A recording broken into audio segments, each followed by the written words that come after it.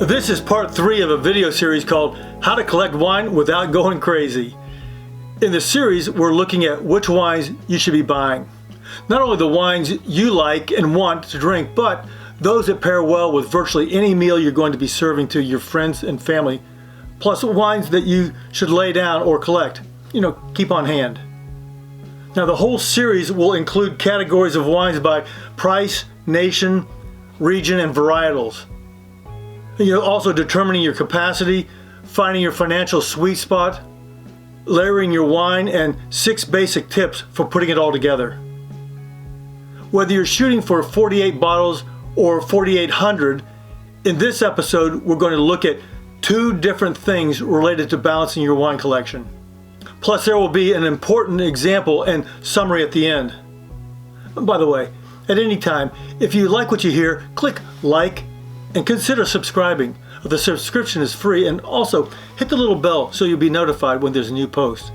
And consider sharing this with your friends. I'm sure they would appreciate it.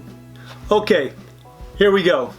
The first thing we're going to look at is having a balance of flavors. Now, when I say flavors, I mean a particular grape varietal or blend.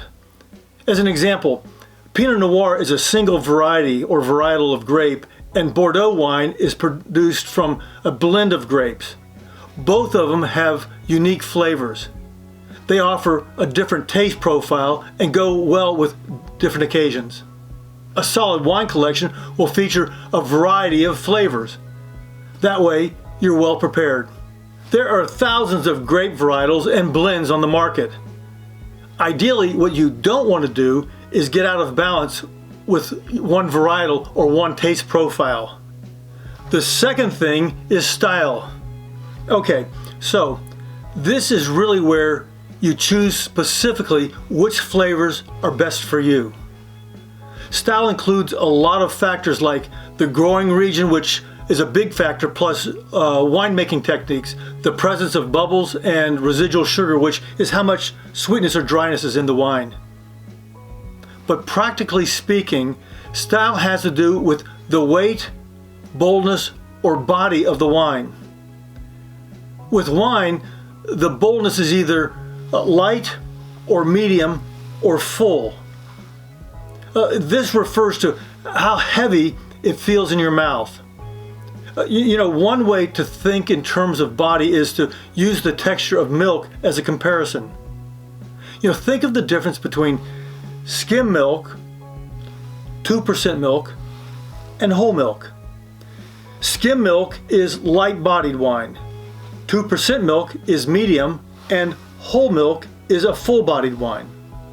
The boldness of a wine, or how full-bodied it is, depends on a handful of things, including the climate the grape is growing in, the amount of alcohol and a tannin in the wine, which comes from the kind of grape and the way it's aged, whether it's in oak or not in oak. Also, acidity and residual sugar have a hand in the body of the wine.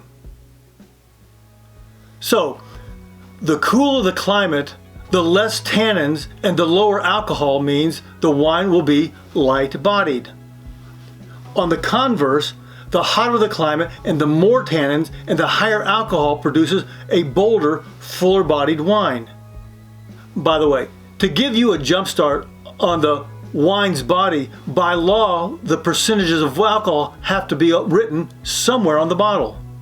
Under 12.5% alcohol, you'll find these wines to be lighter body. Here you'll find wines like Riesling, Italian Proseccos, and a Vino Verde from Spain. Or actually, that's from Portugal. Wines with 12.5 to 13% alcohol are generally medium-bodied. Many rosés, French Burgundy wines, Pinot Grigio, and Sauvignon Blancs fall into this category. Wines over 13.5% alcohol are considered full-bodied wines. You'll find wines like Zinfandel, Syrah, Cabernet, Malbec, and Merlot in the full-body category. Also, there will be some Chardonnays that fit into the full-body category. More recently, we've seen alcohol levels greater than 15 or 15.5%. With all the other components that are in harmony, like acidity and tannins, residual sugar, and others, These wines are considered gargantuan wines, big-bodied wines.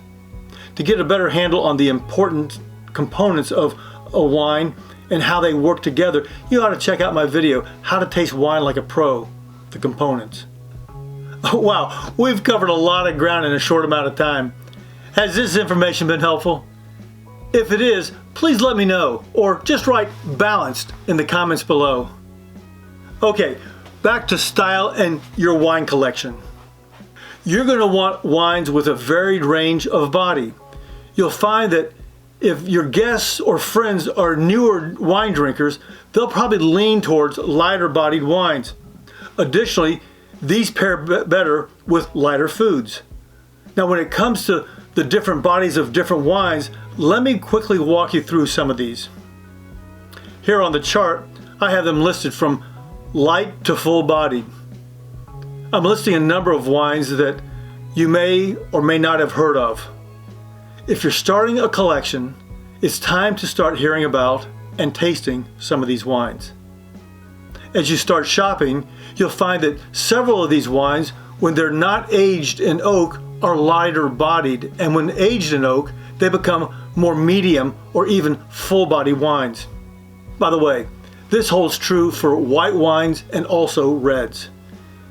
If you're not into big tannins, then these lighter wines are for you. Medium body wines are an easy transition for people who want to try something with a little bit more fullness. Here again, they don't have big tannins, but compared to the lighter wines, they'll pair better with a little more complex foods. The next wines are full-bodied wines and contain more alcohol, and except for the Chardonnay, Pinot Grigio, and many white wines from warmer climates that are aged in oak, these wines are big in tannins. They pair better with richer, fattier foods.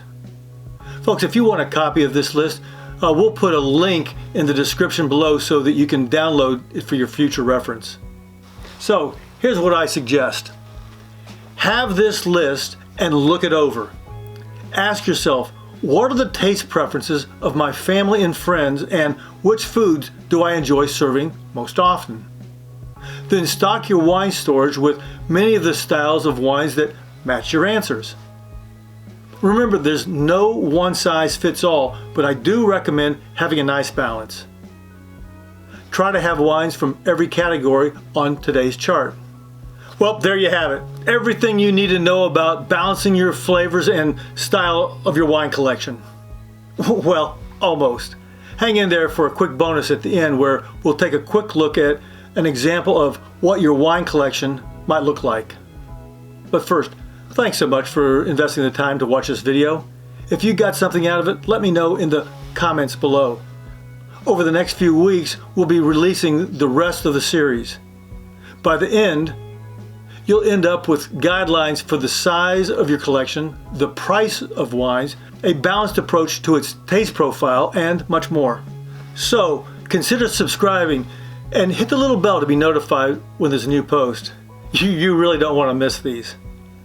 Also, please share this video if it was helpful to you. I'd really appreciate it.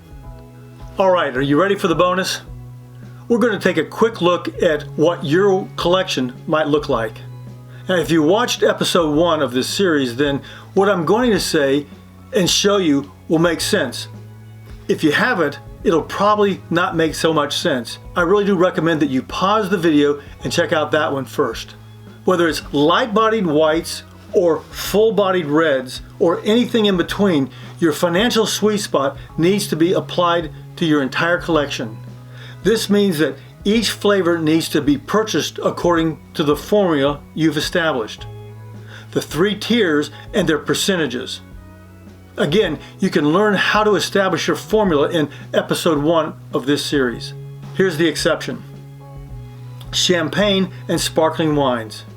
In this category, you still have some sparklings below your sweet spot and some in your sweet spot, but the majority are above your sweet spot. The reality is, most of the time when you're drinking your sparkling wines will be a festive occasion, one in which you're splurging a little bit, so go above your sweet spot if you can. With the rest of these categories, you want to keep your wines consistent with your overall philosophy and percentages. You'll have your established percentages below your sweet spot, and the lion's share of these wines will be right in your sweet spot. And then you'll have established percentages above your sweet spot. Well, there you have it. Thanks again for joining me. Make sure you watch these other videos that I've talked about. And oh yeah, hit like and consider subscribing if you got something out of this video. Until next time, cheers.